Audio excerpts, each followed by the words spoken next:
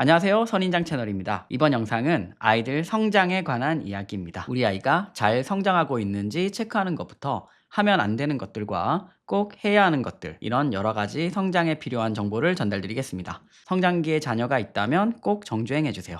일반적으로 성장 클리닉에 상담을 하러 오는 아이들을 보면 정말 작은 아이들도 있지만 애매한 경우도 있습니다.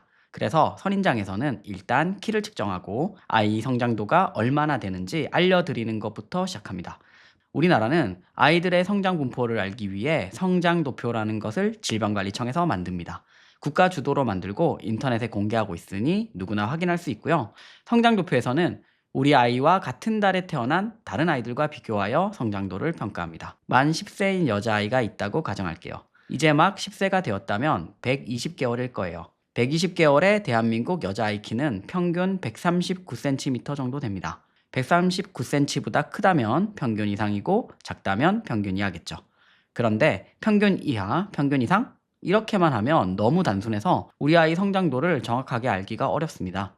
만 10세인 여자아이 키가 145cm라고 할게요. 그럼 평균보다 얼마나 더 큰 거지? 알기가 애매하죠?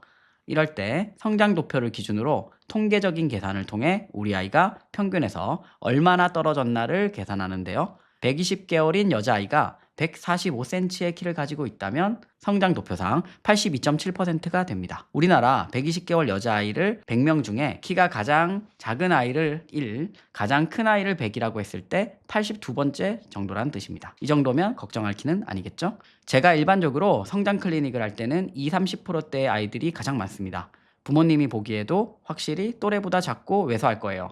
가끔 성장치 50% 정도 되는 아이가 성장 상담을 받기도 하는데요. 50%면 딱 평균이니까 대부분 성장 클리닉의 치료 대상은 아니에요. 하지만 성장 상담을 하러 오는 경우가 크게 두 가지가 있는데, 부모님이 주변에 너무 큰 아이들만 봐서 내 아이 키를 너무 과소평가하거나, 혹은 11월, 12월생처럼 늦은 달에 태어난 아이가 1, 2월생보다 굉장히 작아 보일 때입니다. 물론 예외적으로 예체능 계열의 직업을 진로로 삼을 경우 키가 커야 많이 유리한 부분이 있기 때문에 키가 작지 않더라도 성장 클리닉을 방문하여 치료하기도 합니다. 자, 이처럼 성장 도표는 같은 학년이나 나이가 아니라 정확히 같은 달에 태어난 아이들과 비교하여 지금 성장 상태가 어느 정도에 있는지 정확히 알 수 있기 때문에 성장 치료 전에 꼭 확인해야 합니다.